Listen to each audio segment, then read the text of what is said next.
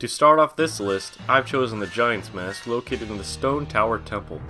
While not specifically labeled as either a transformation or happy mask, I've placed it in the category as a transformation mask, because it has its own transformation cutscene, in the same vein as the others. It ultimately leaves Link in a different form than he was, in contrast to simply granting Link an ability or a status, a la happy masks. You are also not able to wear the mask in certain areas, and the only other mask in the game to do that is the Fierce Deity, which is clearly labeled as a transformation mask. The concept is an interesting one. I love the idea that Link grows into a giant size in order to fight off monsters of this temple. One thing I dislike, however, is that it is specifically limited to this boss fight, and is difficult to use. Since Tattle is the reason Link is able to Z-target, or locking on, the player will not be able to accurately swing Link's sword, resulting in a clunky battle that fails more than it delivers. Disappointing boss fights and limited usage aside, this mask is a magic draining machine. I personally like the fact that Link automatically removes his mask when the magic meter is completely depleted, but I've heard some people having trouble with running out and having to annoyingly scurry around to find more magic jars for replenishment. It would be outrageous to not mention the 3DS version of this boss fight, however, which changes the location of the mask to the second part of the battle against Twinmold. This mask has been completely reworked, as Link inherits an entirely new moveset upon becoming colossal size. The button to use Link's sword has now been replaced with a series of punching attacks, all feeling very satisfying when properly executed. It can also unleash a variety of wrestling moves to expose the boss's weak point, including both placing the gargantuan worm in a chokehold and badassedly swinging the monster around his tail, like the technique to defeating Bowser in Super Mario 64. It's a bit funny, albeit a bit weird, seeing young Link superpowered with muscles like the Incredible Hulk. Flexing after performing a quick-time event attack on the beast is strange, but I suppose if I had that newfound kind of power, I'd do the same thing, and I actually embarrassingly have when I used to work out regularly in high school. I felt like I had super strength. Sorry, Dad. With all that said, and while the fight is substantially improved, I still feel it shouldn't move on from the list because the other transformations are used much more frequently and are more fun.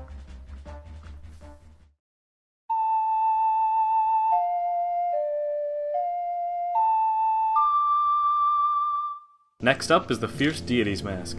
I love the idea behind this mask, with its mysterious origin and insurmountable title of having merits of all masks. A surprise to some, since it is often considered to be the favorite among many fans of the game, but it just doesn't appeal to me as much as the three remaining masks on this list. While it is a superb ultimate weapon, and an incredibly satisfying reward for collecting every other mask in the game, it's just not used as much as the others.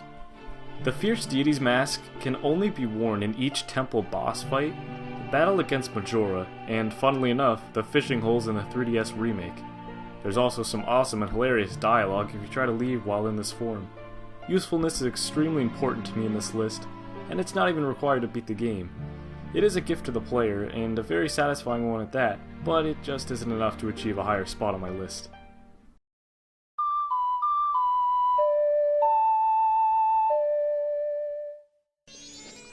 Thirdly, we have the Deku Mask. This is the first form Link uses. Although it's a trick played by the Skull Kid, it was probably a mistake because of how much use it gets from Link throughout his adventure. This mask grants the player the ability to use Deku Flowers to fly to areas that he can't reach by other means, a sweet and powerful spin attack that can be used to defeat, or more commonly stun enemies, and a helpful bubble attack. Why bubbles are this dangerous is a mystery. I suppose Deku Link just shoots them out sharp and quickly. My personal interpretation is that the bubble is poisonous, as Dekus do hail from the swamp in this game. This is probably not the case though, as there is no physical visual indication that this is happening.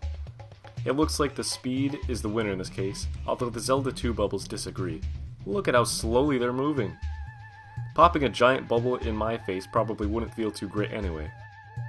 The 3DS version has improved on this form by adding a crosshair while in a first-person shooter mode, seamlessly improving aiming and accuracy for the player. It's also very cool seeing a little spike at the end of Link's hat while performing a spin attack in this remake, and cute observing the little guy's antsy animation while using his shield. The mask and form is incredibly iconic, and what many remember when looking back at the game.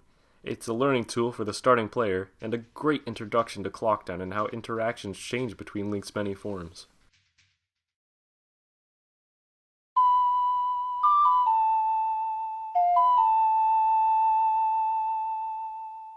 Next up is the Zora mask. I seriously debated placing this transformation at the top, because the Zora form is unforgettably and undeniably fun for anyone who's played the game.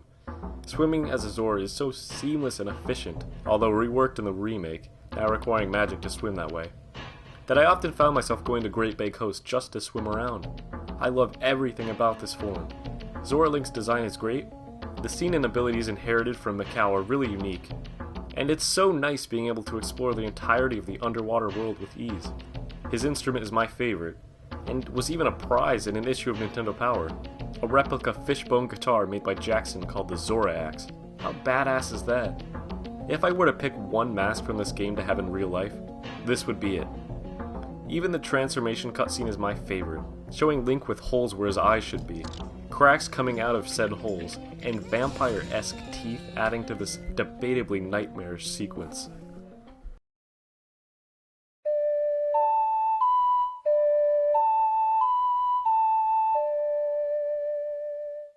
The Zora mask would take the #1 spot if it weren't for the effectiveness that is the Goron mask. The rolling ability that Link inherits is the fastest direct mode of transportation, far surpassing the usefulness of the bunny hood and the trusty steed Epona. I found myself always having this baby equipped, since it can be used anywhere. I even put it on the shortest of distances, quickly zipping anywhere in Clocktown and all throughout Termina. It's scary just how useful this mask is. I hardly take it off unless I'm in a location that requires me to use Link's tools, and if I need to take this form, it's usually one button press away. Quickness aside, rolling is incredibly fun and easy to enjoy. The Goron Punch inherited from Darmani is extremely powerful, and the Goron Pound efficient for taking out a swarm of lowly enemies, or damaging many high-powered ones. The Goron form is a powerhouse, and makes this game even more enjoyable after collecting it. I am so happy this guy is in the game, and the scenes leading up to the retrieval of the mask are arguably the most heart-wrenching in the game. Darmani's flashback of his life regret is a powerful emotionless scene. I don't know where my virtual life would be without the Goron mask, which is why I'm happy to say it takes the #1 spot on my list.